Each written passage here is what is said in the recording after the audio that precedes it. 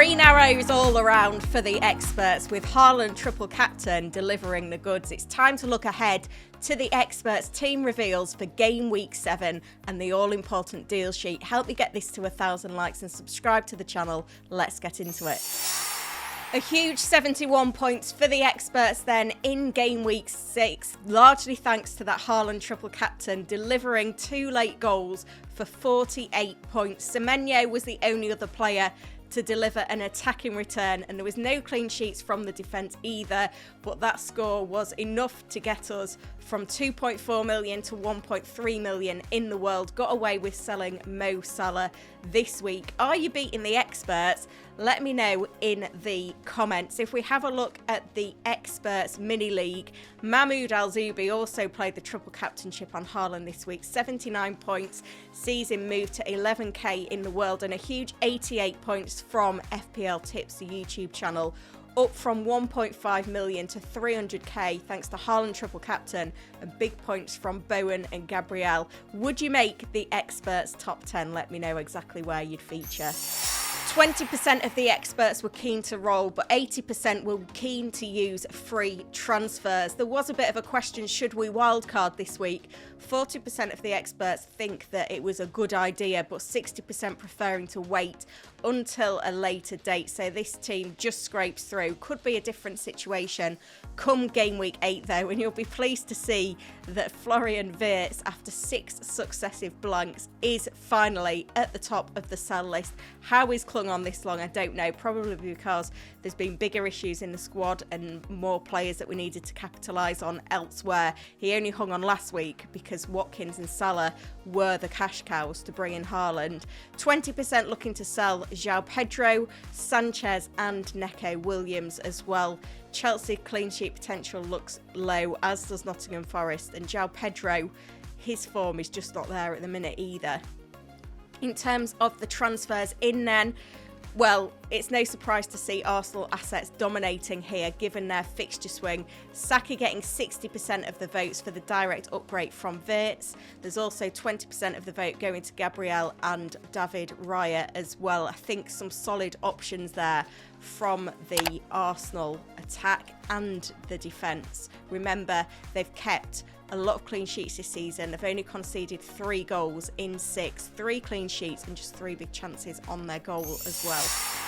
Here's how the experts team lines up then for game week 7, and Sanchez does keep his place between the sticks for Liverpool at home ahead of Dubravka, and it's a backline of Van de Ven away at Leeds United, Chris Richards away at Everton and Virgil van Dijk away at Chelsea, with Neco Williams and Esteve dropping to the bench. It is a 3-4-3 formation, even though we've got that strong front 8, with the midfield consisting of Reinders away at Brentford and Dye at home to Crystal Palace, Semenyo at home to Fulham, and the new transfer in Saka at home to West Ham, with the forward line remaining the same of Mateta away at Everton, João Pedro at home to Liverpool and Haaland away at Brentford. I did of course ask the experts who to captain. Haaland took 80% of the votes for that away game, with Saka taking the vice captaincy at home to West Ham. Let's have a look then at the deal sheet, and the buy list is completely dominated by Arsenal assets, with their fixture swing now here and extending for the next 5 game weeks. West Ham at home, Fulham away, Crystal Palace at home, Burnley away and Sunderland away. Gabriel takes top spot. The defence has been so consistent. The fact they've only conceded 3 big chances on their goal in 6 games is phenomenal. And you look at, the nature of some of those goals that they've conceded, that's critical as well.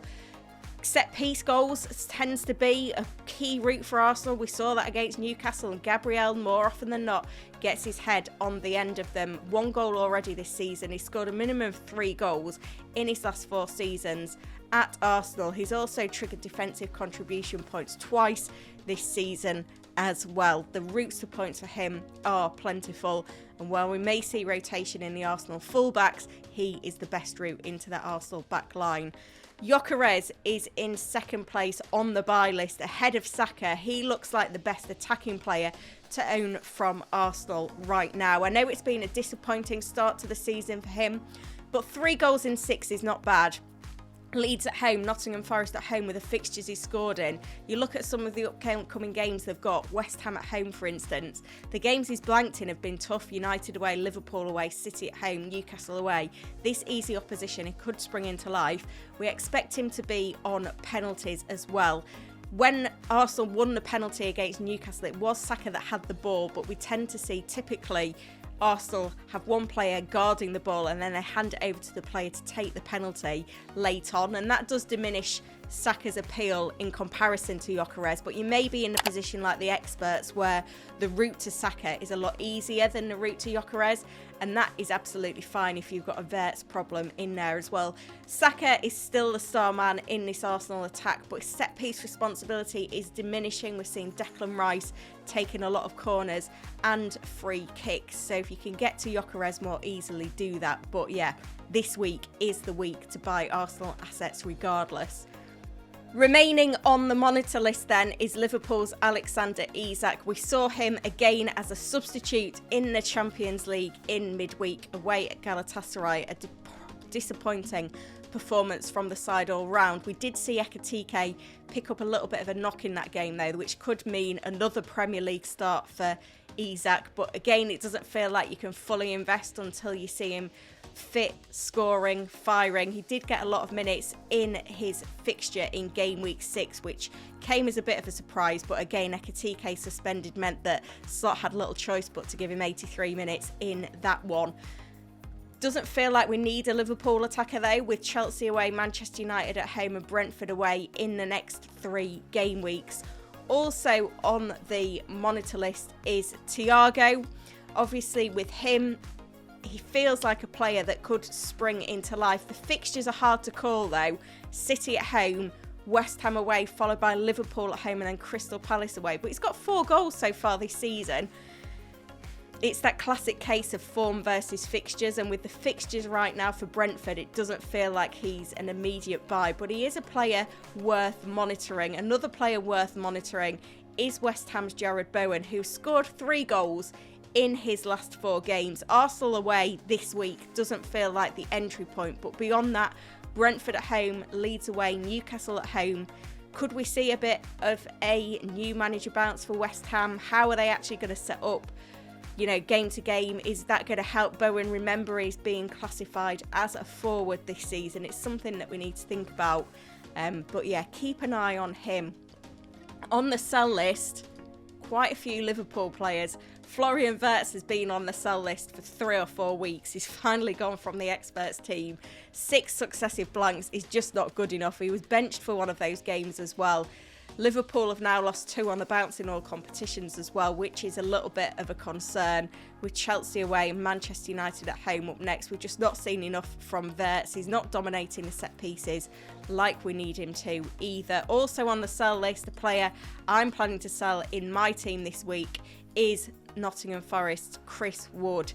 He scored a brace in game week 1. Since then, it's been 5 blanks in a row. And Nottingham Forest have lost 3 of those 5 games, 2 draws in there. Simply not good enough. His underlying numbers aren't there either. He overperformed last season. It looks like game week 1 was maybe a bit of a fluke. I completely agree with the experts there to sell. Also on the sell list, Ekitike. He's been highly sold this week. Obviously 3 goals, 1 assist. It's been a decent start to the season, but as Isak's minutes increase, a knock for Ekitike is not going to help his momentum with those tricky fixtures over the next couple of game weeks as well for Liverpool. So he now, of course, is looking like a sell.